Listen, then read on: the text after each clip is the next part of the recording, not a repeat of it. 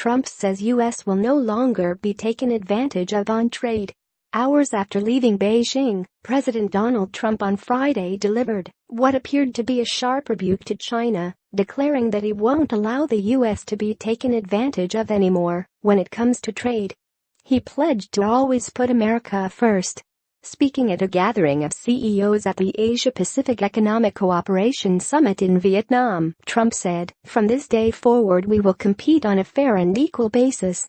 We are not going to let the United States be taken advantage of anymore. I am always going to put America first," he said.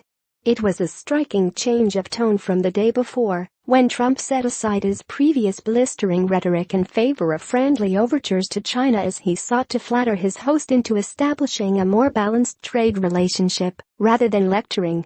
In Beijing, Trump criticized the very one-sided and unfair relationship between the U.S. and China.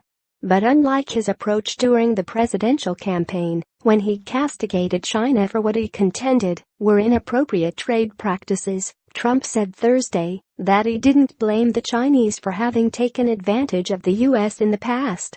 Trump said China must immediately address the unfair trade practices that drive a shockingly large trade deficit, along with barriers to market access, forced technology transfers and intellectual property theft. "But I don't blame China," he said. "After all, who can blame a country for being able to take advantage of another country for the benefit of its citizens?" To applause, Trump said, "I give China great credit."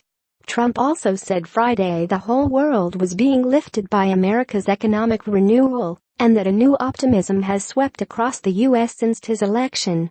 Trump said he'd had the pleasure of sharing the good news from America everywhere he's been on his first official visit to Asia. "The whole world is lifted by America's renewal," he said.